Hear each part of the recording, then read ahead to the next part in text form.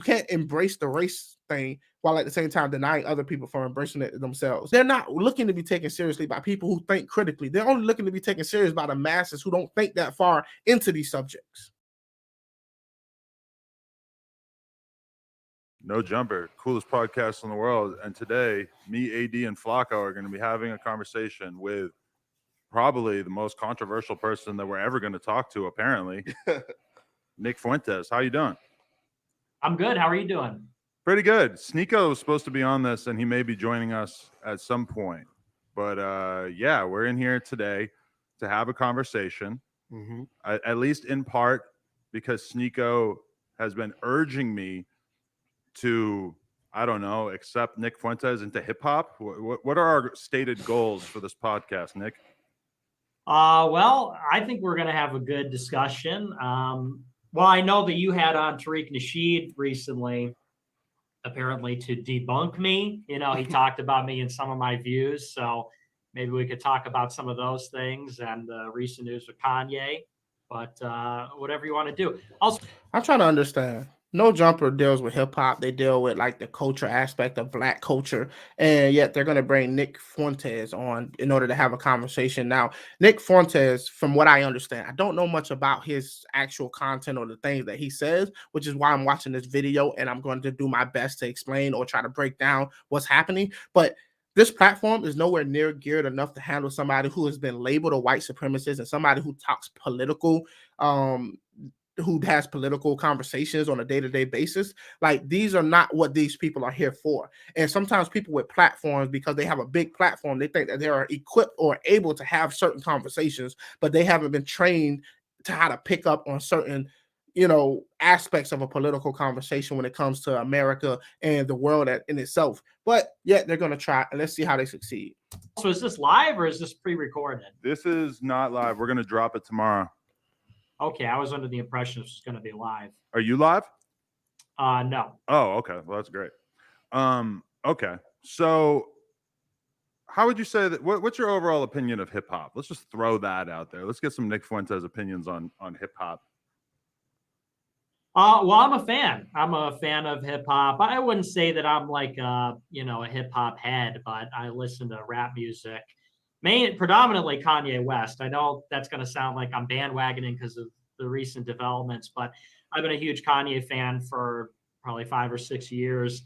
But I also listen to other things. I listen to like Nas and Tribe Called Quest and things like that. So I really don't believe he's saying what he's saying, but it could be true. I would really be interested for them to ask him to quote some lyrics from one of the artists that he just named. Like, yo, rap some of the lyrics, like, and let's see how much of a fan you are of hip hop. I like hip hop music. I like rap music. So black art is just fine with you. You don't mind. It's not black art. This mindset of black art. There's no such thing as black art. There's art, and sometimes black people create art, but it doesn't make it black art. America. And hearing the lived experiences of black people, I feel like most people would assume that that's not something you'd be interested in. No, I actually like a lot of black music, not just hip hop, but I like soul music. I like funk music, R&B. See, I knew this would happen, right? I knew this would happen. I knew all of the talk and the nonsense about black this and black that and categorizing things as black media is going to create this mindset that there can be white this and black that, instead of there are people who come from certain backgrounds or certain skin colors who produce art and music or media, whatever the case may be, and they just don't happen to be black, but it doesn't make it black art or black media. But now we've adopted this conversation, and it's not black people's fault. I really don't think so. I think that this is a remnant of slavery. This is a remnant of, Jim Crow. This is a remnant of racism, but yet at the same time, you can see something as being flawed and choose not to participate in that behavior. Yet we just accepted this as a society that we're just going to categorize things by people's race, even though those things are independent of that person's race. I'd probably say most of the music I listen to actually is black. I listen to a lot of music. I listen to a lot of white stuff too, but I enjoy that. So you don't like to be called a white supremacist? No, I don't identify that way at all. Why not? Well, I'm Christian, so there are arguments about genetics and things. Like, I think there's definitely a genetic reality to life about there are white people, there are black people, and there are Hispanic and Asian people, like races are real. But as a Christian, I believe that we all have souls as well.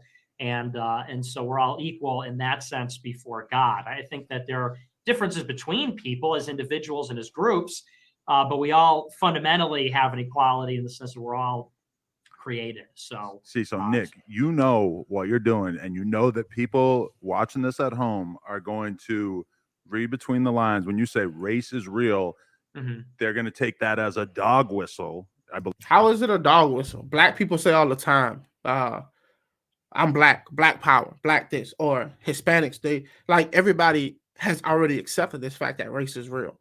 Like people live their day-to-day lives as if race is real, not just white people. So how is that a dog whistle? It's not his job to determine how everybody's going to be impacted by his words.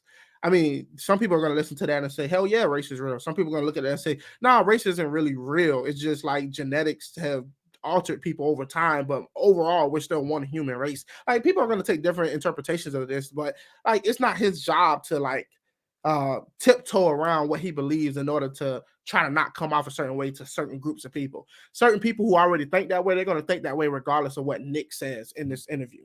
Believe that's how they would use that phrase. Yeah. To indicate that you're advocating for race realism, aka black people are not as smart as white people and Asian people.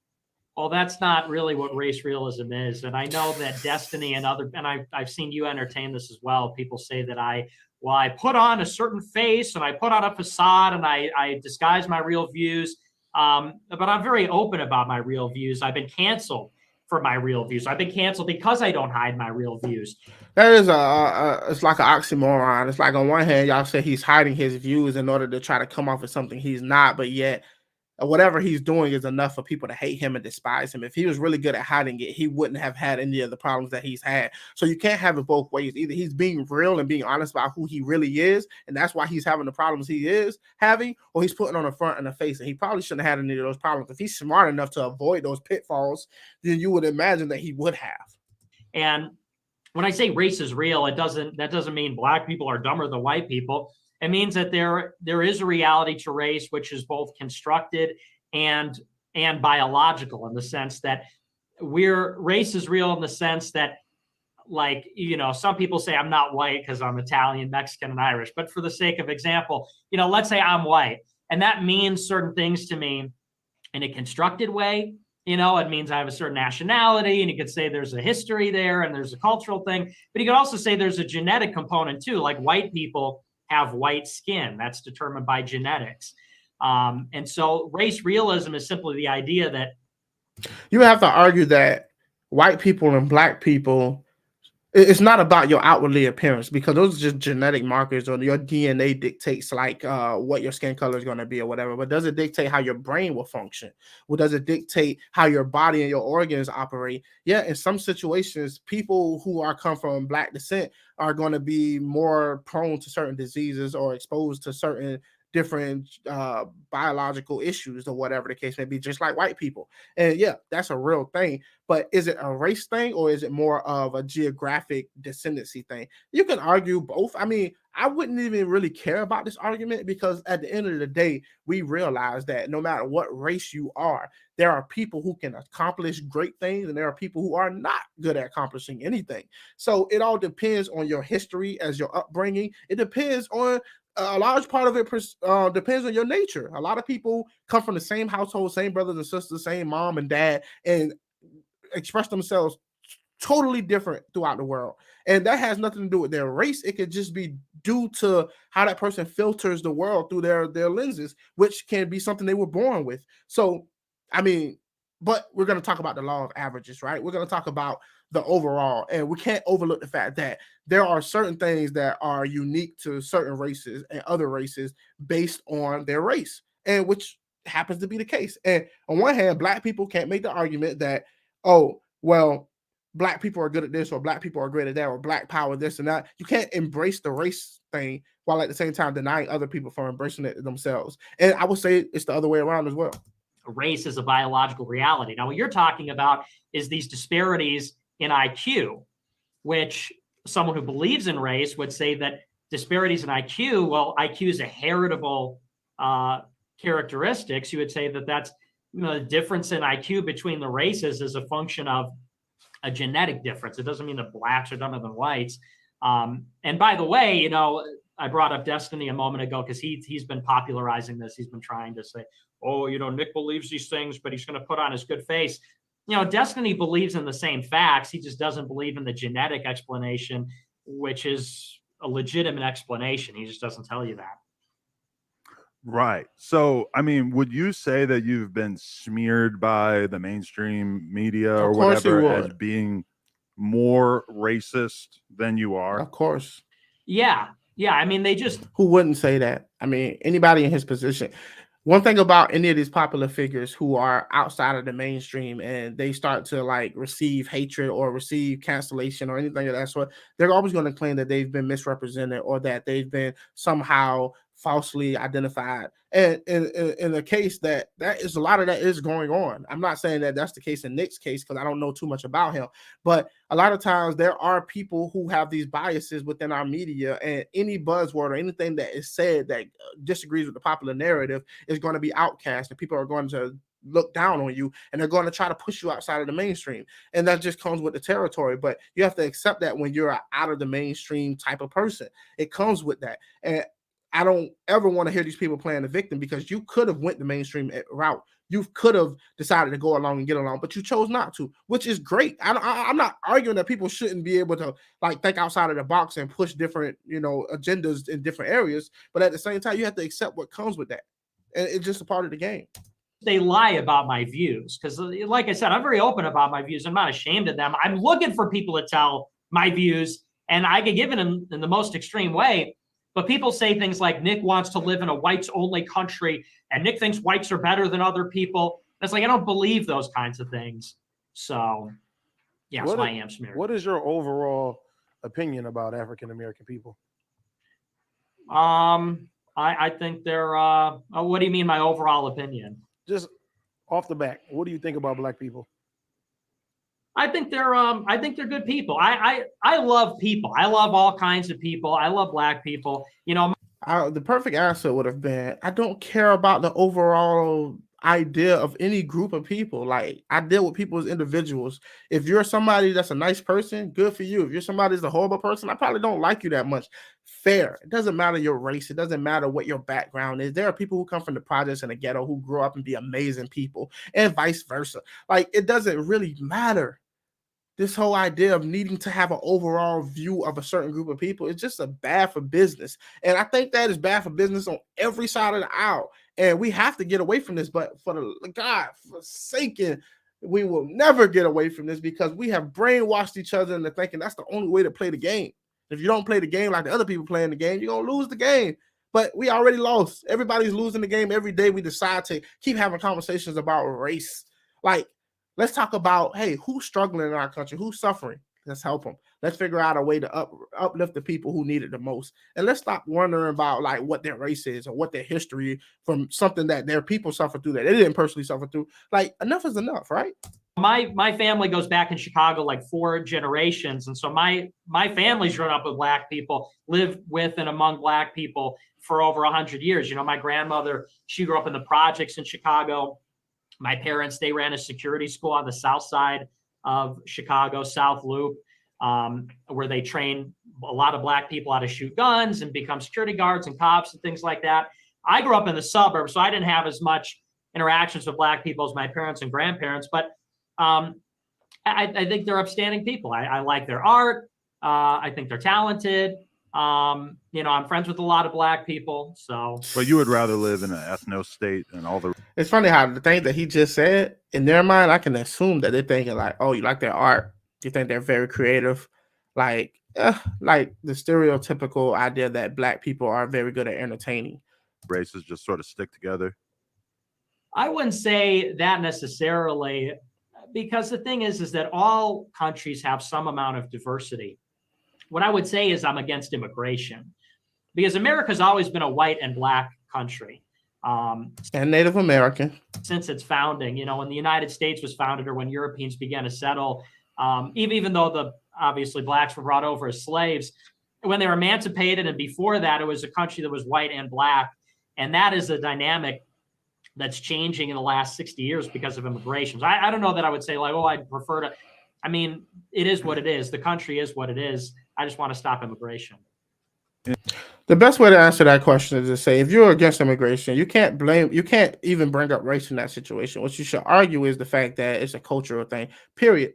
Straight from out the door. Let's leave race out of the situation. Like, look, there are certain values that I want to instill in our country, and I want people to have shared values that we can coexist amongst each other. And some of those things are represented in our Constitution, the Bill of Rights, like, you know, the freedom of speech, right to bear arms, things of that sort, right? And we want to preserve those things because it works for us. It has worked for us, and we don't want to see those things, you know, dissolve. And what you do is when you bring people who don't share your values and share your cultures, and you increase those numbers drastically, and they become the dominant force within the country, then of course they're not going to adopt those things. They have no incentive to adopt those things. And anytime you do that drastically in a short period of time and you increase those numbers, you're increasing the likelihood that you're going to end up with an influx of people who altered the culture of the country or the values of a country. And yes, America is made up of different cultures, different values, and a lot of people don't share the same values. Even liberals and conservatives argue about what we should preserve and what we shouldn't, and how we should change things. And that's a never-ending battle, right?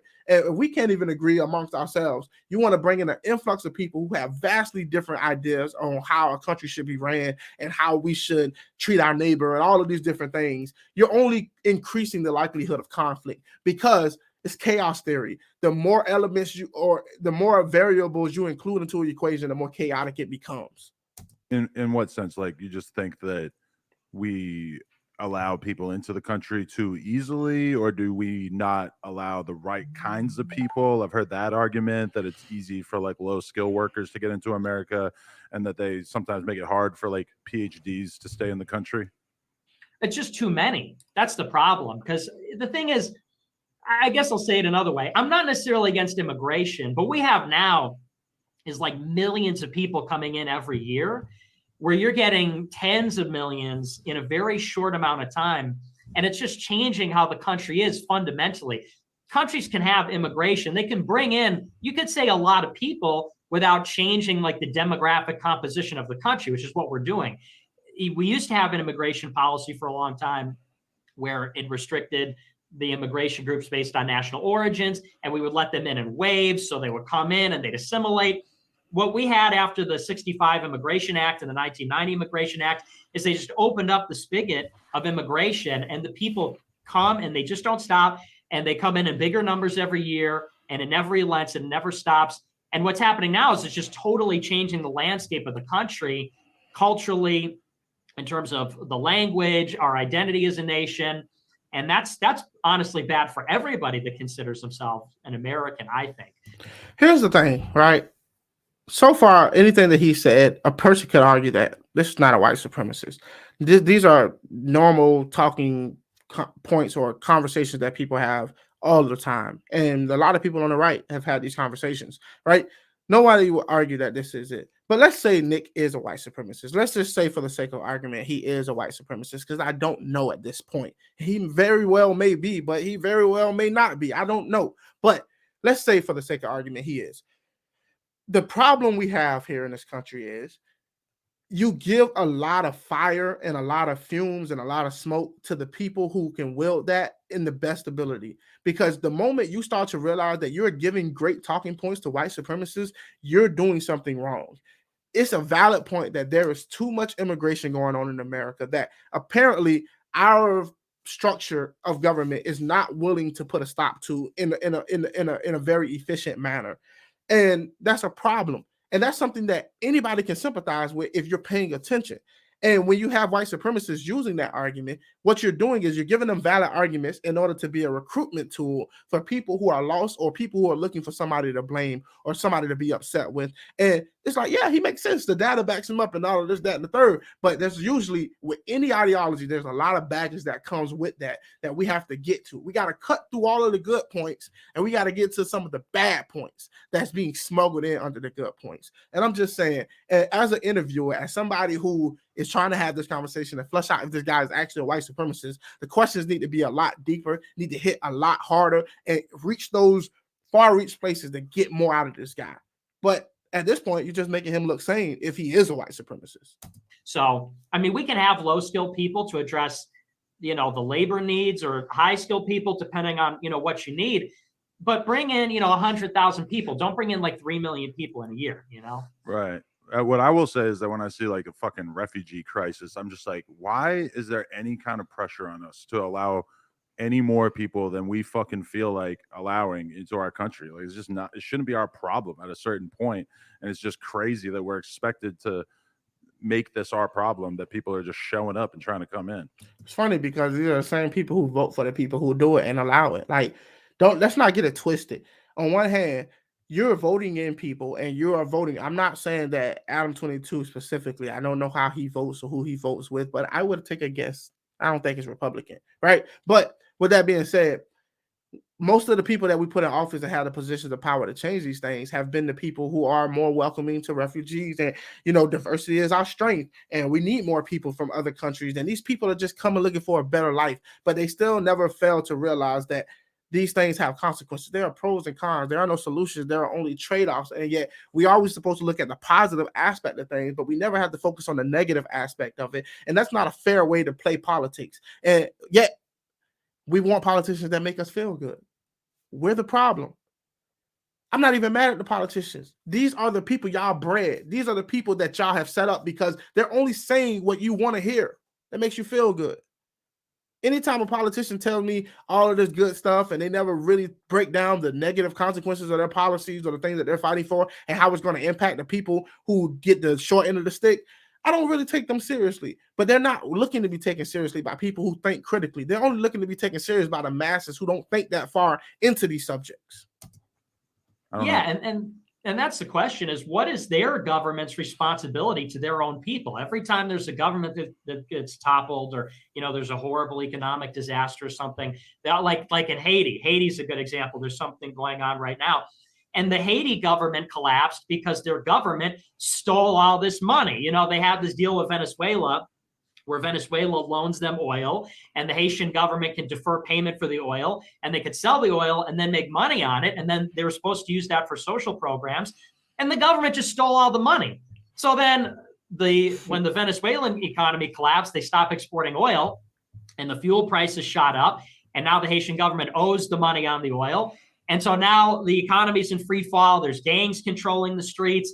And now all these refugees are coming to the United States and Central America. Look at this refugee right here. Gang. We talk about Haitians. Yeah. Yes.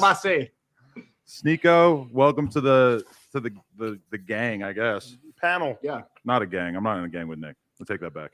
I'm in a gang with Nick. You are. I'm in God's gang with Nick and Ye. Jesus gang. I'm glad that you're back. Well, you guys, AD will agree with you on that. He's a big God guy. The biggest problem and the biggest heartbreak for me is that Kanye is in a vulnerable position. I understand that Kanye is frustrated. He's trying to say things. He feels like people are not taking him seriously. And now he has to find allies amongst different people, which these people, I really honestly believe, are not really interested in Kanye. They're interested in what Kanye can bring to them and the platform that he can offer them. They're taking advantage of Kanye. I really do believe this. Now, that says nothing about whether Kanye is right or wrong. It's all about the fact that there are a lot of people looking to latch on to Kanye when he's at his most vulnerable because he's been isolated. He's been pushed away from the mainstream when he spent most of his life in the mainstream. So now he's looking for a family. He's looking for some people to say, yeah, you're right. You've been told you're right so long, and now people telling you you're wrong. Now you need to find some more group of people who will tell you you're right. But who is Nick? Who is Sneako?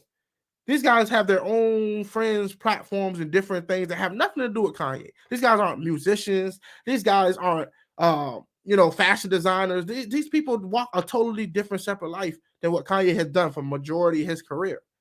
But now he's getting to the political arena, and sad to say, Kanye doesn't seem as if he has put enough effort and enough thought process on his own in order to decide who he should ally with.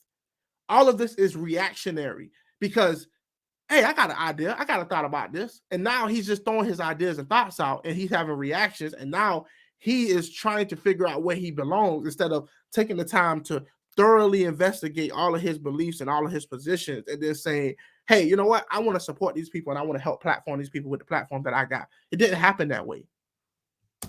Oh, definitely. Yeah, but I'm glad that Sneako is here because this was all his plan. I think that the whole theme here is basically Sneako saying that Nick Fuentes should be normalized and treated like a part of acceptable society. And that's what we're trying to hash out today. He should be. And I think now that Ye's getting canceled and that he just signed with Parlay is proving the fact that if you talk about a specific group, that you will automatically be deplatformed. And you saw, I don't know if you talk about what happened with Nori, but Nori went on every fucking radio show apologizing for someone else's comments because all Ye said was he's jealous of Jewish power. Here's the biggest thing I knew what was going to happen. It didn't fail. I knew this was going to happen. I think about this all the time. Sometimes I don't even share it with y'all because I realize that sometimes you just need to leave well enough alone. But here's the thing. Here is the thing. Kanye has now attracted some of the people who feel justified in their beliefs. And look, everybody should be able to believe what they want to believe and express what they want to express. Freedom of speech. But the biggest problem that happened here is they cancel Kanye.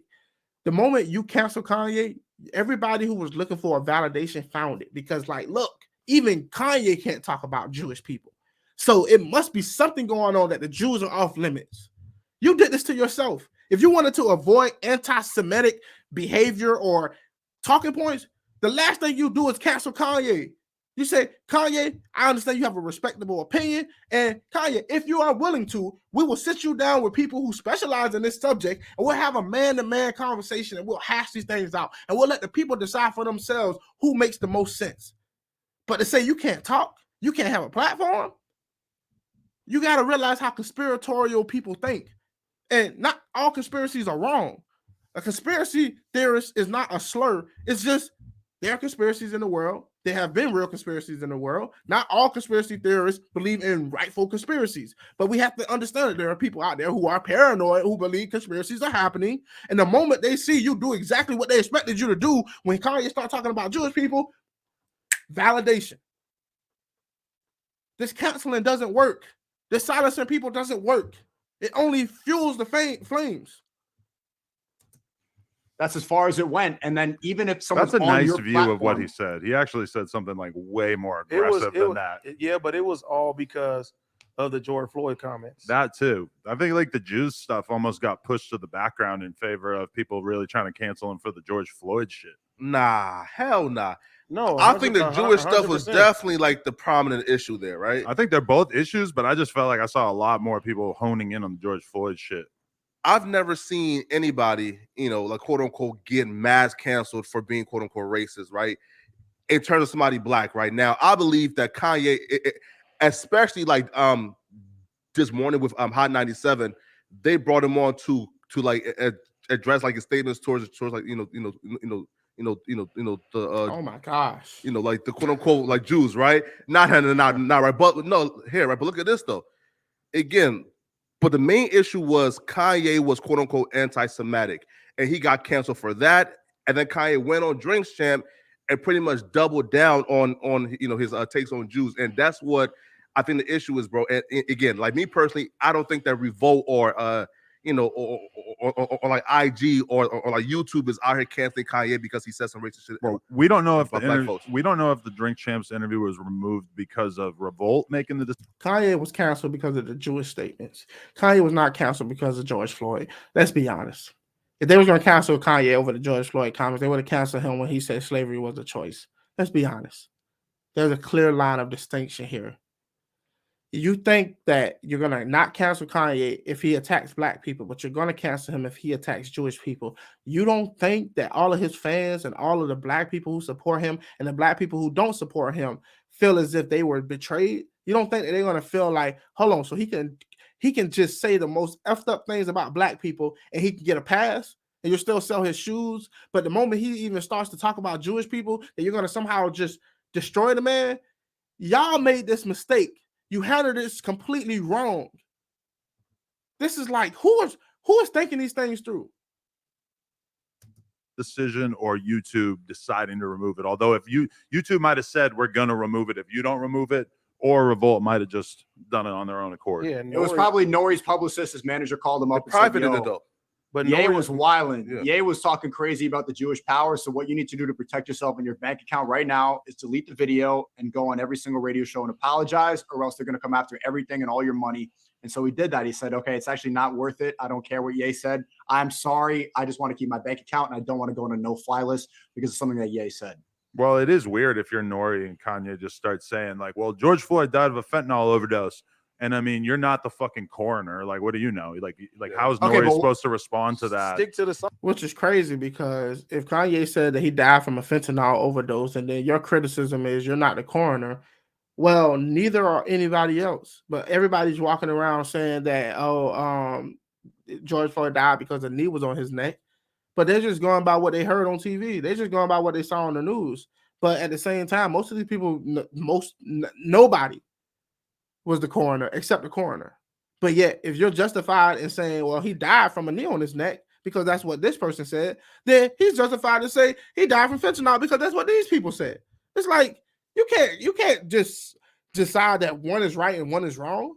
Science of it though. Yeah. They said that he lost his life because of a lack of oxygen. But does Nori have these facts memorized? Like, that's why it's awkward. And that's why people say that we shouldn't platform people like Nick Fuentes. He's too smart. Because they're just going to say some random shit and we're just going to go along with it. But the more specific... No, you're probably just not well-versed in this field in order to combat it properly. And you might overlook some things or let some things pass that may look bad on you.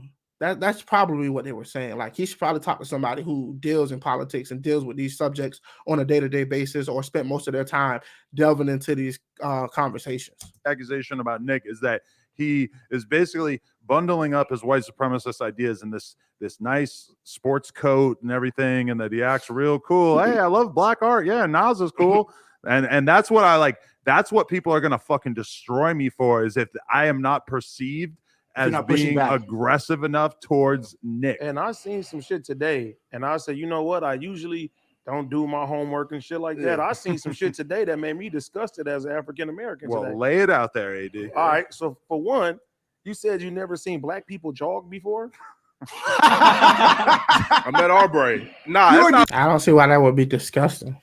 I mean, come on, let's be honest. Like, yeah, black people jog, but black people don't jog on the same levels as probably white people, but disgusted by that. Yeah, white people by that jogging is a white people activity. No, but in the sense of Ahmaud Arbery, you know what I'm saying, the way he lost his life because jogging in a neighborhood, and then some, you know what they did to him. That's fucked up. What they did to Arbery was effed up. It was jacked up. But was that dude really jogging? Was he really jogging? Come on, man. Think about it, bro. How many black people young black kid who apparently been troubled in his past, just a jogger. He's not jogging. Come on, man. Like, it was jacked up on how they handled it, and I think they got what they deserve. You don't go hunt somebody down. Like, call the police and let the police find him and deal with it, but you don't go around trying to look for the trouble and try to find the trouble. But at the same time, come on, do anybody really believe this man was just jogging? Just jogging? You know what I'm saying? I'm a black person. I don't look like I jog, but I jog. You know what I mean? Like, come on, where do you jog? You jog in the streets? Nigga, no, I don't live in the streets anymore. I moved out the streets, so I jog in a nice neighborhood. Well, you still got yeah. Well, yeah, the sidewalk. Yeah. Well, and if you look at the specifics of the case, though, and that's a little bit of old news, so I may be a little fuzzy on the details, but he was jogging a long way from where he lived. He was jogging in boots. You know, you can jog, but usually jog in sneakers, you jog in gym shoes, you don't jog in boots. And there was a series of break-ins reported in the area too. And he was caught on camera on that construction site. And I remember at the time, Matt Walsh from Daily Wire was like, this is just something that guys do. We go in, we climb the fence, we jump in, and we walk around construction sites to say, and it's like, okay, so he's in boots, he's miles from his house, he's jogging, he's on the construction site, there's burglaries in the area. Now, I'll admit, the way they pulled a gun on him, I would probably say that was probably over the line. And, they got charged for that. I would say, is that a first degree murder? No. What do you call that? I'm not like a lawyer. I don't know what you would call that, but they murdered that guy. I'm just going to say it. Whether he was jogging or whether he was like breaking in or whatever. The moment somebody starts to run away, the moment somebody is trying to leave and get away, and you have to literally go out of your way to hunt that person down and stop that person by force, you're wrong. You're in the wrong. So of course, anything that happened and transpired after that, you are in the wrong. He was wrong until you superseded his wrong with your wrong. Because at this point, he's not looking for conflict. He's not looking to do you harm. You're trying to force this man in a position that he doesn't want to be in, even if he is a criminal. You call the police and you let the police handle it. Now, if you are in direct danger and he's literally trying to hurt you or in your life or do something or harm you or steal your property and you catch him, then you have the right to use self-defense. It's a clear cut. It's that simple. It's no more complicated than it needs to be. The point is they try to make it out like this was the new Ku Klux Klan. The most you could say about it is the guys were overzealous about it. But a guy ended up losing his life at the end. They had a problem with, I don't think it was like the new Ku Klux Klan, but I think that most people had a problem with the fact that this guy, they shot this guy, he died, and then there was no charges pressed, that these guys went home and everything was just like wrapped up in a nice bow.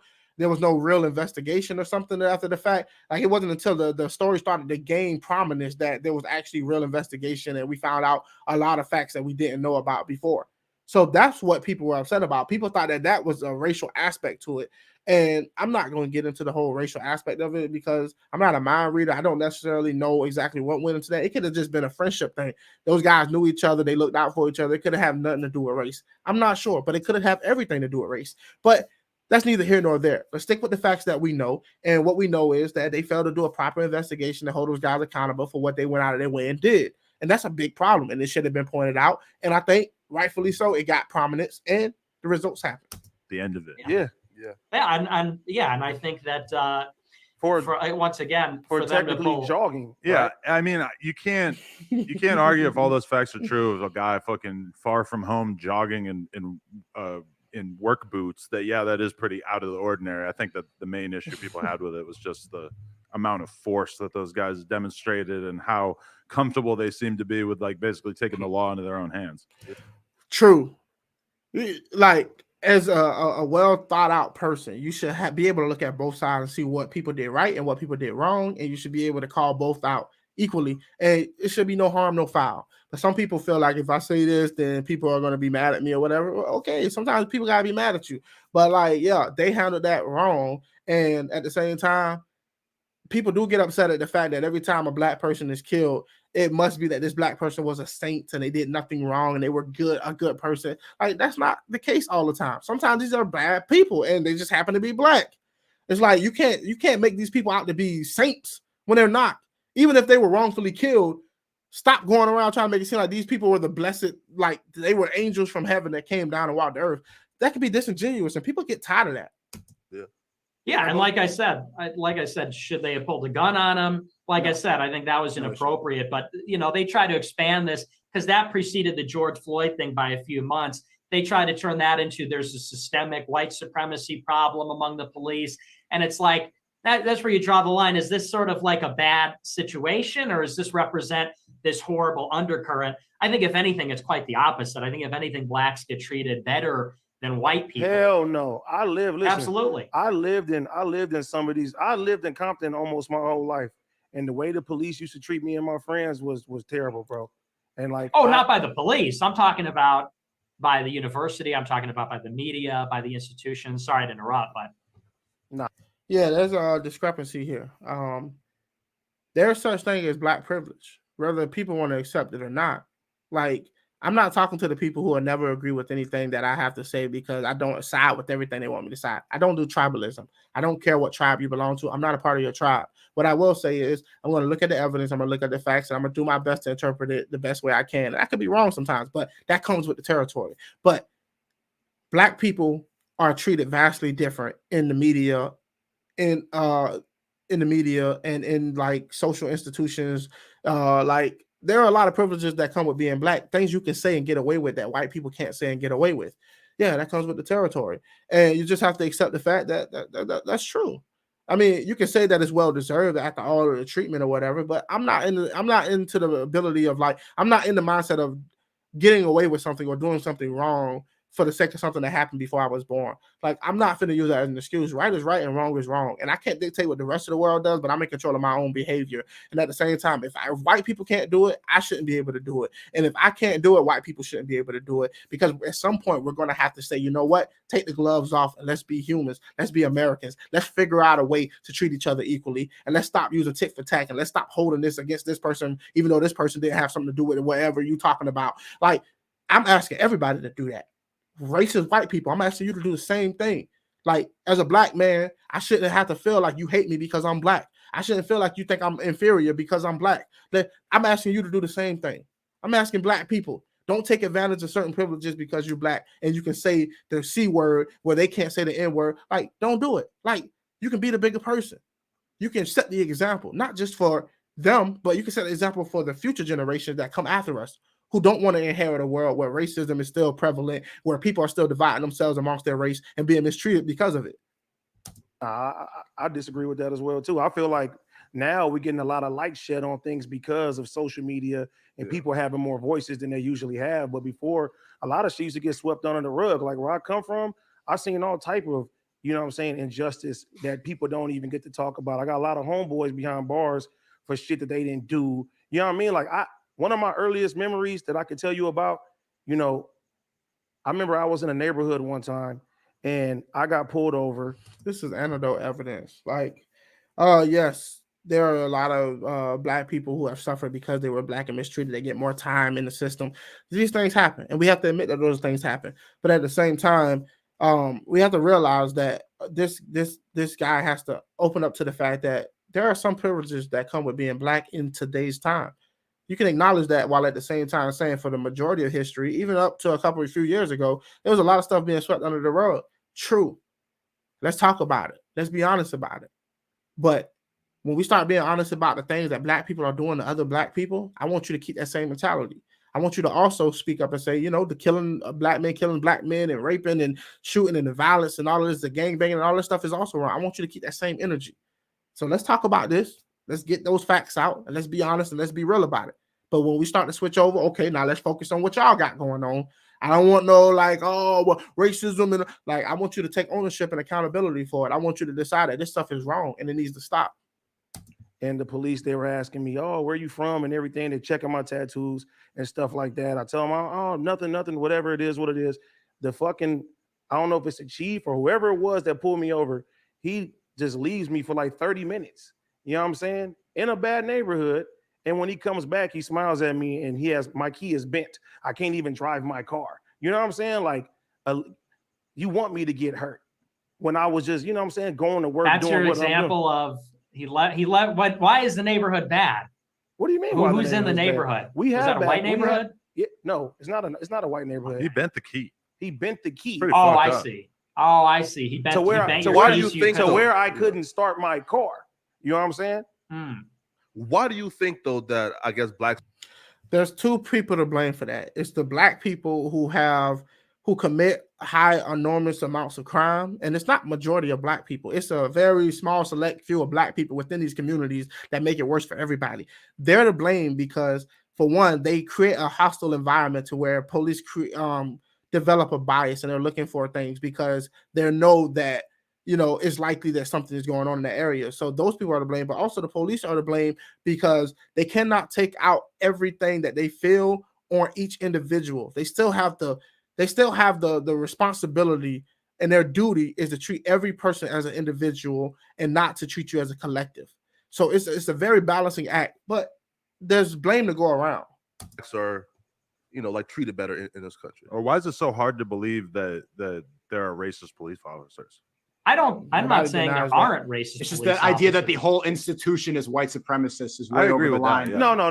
That's kept to keep people brainwashed and yelling about stupid shit during the quarantine so that they focus on non-problems instead of what's really going on. No, but Black Lives Matter didn't solve anything, and they told us to focus on this one instance of George Floyd. So maybe Ye was wrong talking about the fentanyl. I'm not sure, but the whole idea of it was that George Floyd was just used as an example to make everybody outraged, and it worked. And we didn't solve anything with it. $85 million went nowhere, and the neighborhoods that they were trying to protect are worse now. All right. There's a lot of truth to what Sneako said. And I find this funny because if I'm not mistaken, Sneako is a red pill guy. So I guess he's trying to get into the whole politics of things right now. So I guess if you got a platform, you can just jump in and out of whatever subjects you want because you got a platform. I wish we took our political pundits more seriously. But with that being said, hey, good for him. If he wants to try to transition to talking about politics and stuff like that. But a lot of times I hear a lot of these guys, they're really just repeating things that they heard from other people. They know a little bit, this, that, and the third, but their level of conversation is only going to go but so far with certain people. Like Ben Shapiro is on a different level. Sam Harris is on a different level. There are people who are on a different level, but these guys aren't on that level. So they're talking to guys who are on that level. But like, if you're looking to come to this conversation and really find nuggets of truth, you might find some nuggets of truth, but it's not going to help you like really form your ideology or understand how you should see the world, because there's a vast amount of information out there, and it takes a lot of sifting through. It takes a lot of conversation. It takes a lot of hours and debates and trying to prove yourself wrong. It takes a lot of that to try to narrow down why we accept the things we accept, why we should pick one policy over the other policy, why this is a better politician than that politician. But now we just have, everybody has a voice. Everybody has a voice. And I'm not knocking it because I got a voice because of it. But at the same time, when everybody has a voice, it creates much more friction. It creates much more noise, and it makes it even harder for people to come to a definitive worldview without, only finding those people that feed into their bias. Well, that definitely seems like it's true. Yeah. No, but and the thing is, I'm not like a big cheerleader for the cops or anything. I'm not like a Blue Lives Matter guy by any stretch. I'm not by any stretch a person that's going to say because there's cops that are assholes to Black people and white people. And I think the cops as an institution are totally corrupt. When I say that, like George Floyd's a perfect example. Here's a guy who is a criminal. Here's a guy who is dealing drugs. He's got a long rap sheet. He's a burglar. And the guy clearly died from fentanyl. The autopsy report in that county said that he died of a heart attack. And he had all these drugs in his system. He not only had fentanyl, but also had methamphetamine in his system. But the coroner said that he died from the knee on his neck, right? The knee on his neck. I don't even see what's the point of arguing this anymore. Bro, at this point, every information is gotten out. I knew this like a year ago. I knew this a long time ago. Like I was following the whole George Floyd case closely, and there were still people split about whether he died with a knee on his neck or if he died from fentanyl. It's like, and those same people are the same people who are still in their same positions. I don't need to watch a new documentary to tell me this, that, and the third. It's like at this point, either you believe he died from fentanyl or you believe he died from the knee on his neck. That ain't changing. And no matter how many people are deciding this, the verdict is in. Now, unless you're going to start a movement and try to change the verdict, right now it's just y'all arguing about something that pretty much, even if you could convince somebody differently, it won't make a difference. Autopsy said it was a heart attack. Autopsy said it was a heart attack. Is there a disagreement between the autopsy and the coroner? I believe there were 2 autopsies performed. I think there was one that was performed by the county and one that was performed by somebody else. But which is funny because most people who are going out protesting and arguing and rioting, I guarantee you most of those people don't even think about George Floyd like that anymore. Most of those people go on about their day-to-day lives. George Floyd ain't even in their mind at all. But yeah, there was a dispute about that. And they did find drugs in his system. So, and in any case. But what does drugs have to do with the situation of why he got arrested in the first place? Well, he died from he got arrested because he was trying to pass a counterfeit bill. So he was in the process of committing a crime. And then he was tweaking out because he was high. And then he was in this unfortunate position where, you're high and probably having some kind of heart attack or some kind of medical episode while you're in the process of an arrest. Well, if you can't breathe and you're screaming out, mommy, you know what I'm saying? And you're saying that you can't breathe and they keep putting force on him. I mean, he was saying he couldn't breathe before he was on the ground. He was saying he couldn't breathe before they were trying to get him into the cop car. And he was saying that. And I really do believe that once they had George Floyd on the ground, they should have put him in handcuffs. It was like 3 or 4 officers there. The first thing they should have did was get this man up and put him in the back of that car and get the hell out of there. Especially when you start seeing crowds and stuff forming around and whatever. The moment you got this guy restrained, pick him up, put him in that car. I don't care if he's claustrophobic or whatever, and get the hell out of there and take him down to the precinct. That's the best thing. But to sit there for that long with your knee on his neck or his back, wherever it was, I don't even care whether he died from fentanyl or with a knee on his neck. The fact is, once you had him restrained, put him in handcuffs, put him in the car, and get the hell out of there. It's that simple. Because the situation is escalating. As police officers, you would think that the first thing we could do is to get this guy out of here. And we'll handle the rest down at the precinct. I understand what you're saying, but the problem is we start in the middle of the story where you got a guy who's like a criminal, you got a guy who's in the process of committing a crime, and he's high, and people want to start the story where he's on the ground and say, oh, well, they shouldn't have done this technique or whatever. And it sort of ignores the fact that, why do you have so much exposure between the police and Black people? It's because Black people are committing the majority of the violent crime. That's the real problem. If they had a crime rate similar to white people, there'd be a lot fewer incidences overall of police involved or cop involved shootings of Black people or negative situations like that. So that and this is something, like I said, it's true. Like, you can't deny the fact that that's true. What do you want? Like, if you don't want more interactions with cops, that means that you got to take the crime rate down, right? You got to take it way down. But we have to acknowledge that fact. Like, what do you want? The police not to do anything? Do you want police to stop responding to calls? Do you want the police to stop, monitoring the neighborhoods with the most crime? Because that's either you get the crime rate down, or you're going to have police doing their job, which will increase the likelihood of something like this happening, because the more interactions you have with the cops, where guns are involved, where people have a sense of power over you, the more likely something will go wrong. So the best way to minimize that is to get the crime rate down. And that means that we're going to need a lot more snitches in the community. We're going to need a lot more people operating and like working with the police. That means we're going to have a lot of people who are standing up saying no drug dealing, no gang banging, enough of this. But at the same time, y'all condone these lifestyles. Y'all allow these lifestyles to prosper. But at the same time, you're increasing the likelihood of the police being in your area, which may cause these incidents. Like, it's counterproductive. That's always the issue. When I listen to Nick, I have a hard time trying to dissect it because I consider myself a truthful person. So when I listen to what he's saying, it's like I think Nick leads with statistics and facts a lot of time.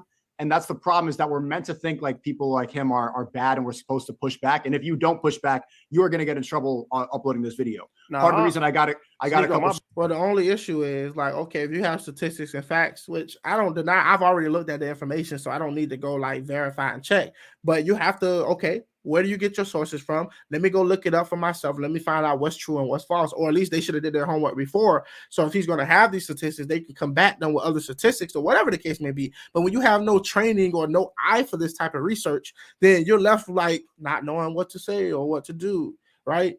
But I can guarantee you this conversation would go vastly different if you had a guy who's the opposite of Nick, and they had totally different views. Even with the same information, people come to vastly different conclusions. So, I mean, yeah, everybody should have a voice. He should be able to speak freely. But this idea of canceling people, shutting people down, and not allowing them to have a bank account and stuff like that, that is authoritarian and it's scary. And I think that we should all push back against this, whether you're on the left or whether you're on the right, or if you're independent, you're somebody who don't get involved. I think the thought that there are people in our society who can be isolated and shut down and not able to have a voice is sickening. But at the same time, I believe that social media websites and all of these different banks and stuff like that don't have to have you on their platform. They don't have to take your money. They don't have to let you be a part of whatever it is they got going on, because they have the right to do so, because it's a free country and these companies have that ability to do so. But what kind of culture are we creating? Do they pay a cost for doing this type of behavior? That's what I'm talking about. We as the people, do we enact a certain price on when they stifle and shut down conversations? I'm not going to go through this whole video because it's an hour and 31 minutes long. If there's a video of Nick that y'all want me to see that I can break down better, or something that is just him talking and getting some of his views out, I would do my best, drop it in the Patreon at patreon.com/the Show, or you can do it at my Discord. All the links down in the bottom in the description, so you can find all my links there. If you got any Nick videos that you want me to check out, definitely hit me up there. But we'll leave it at that, and y'all let me know. What do y'all think? Am I missing something? Am I on point? What do you think about Nick? What do you think about Sneako? What do you think about this conversation that they had? And there's a lot more to be had, so go watch the video for yourself. Until then, peace and glory, everybody. Be peaceful and be great. Until next time, I'm out.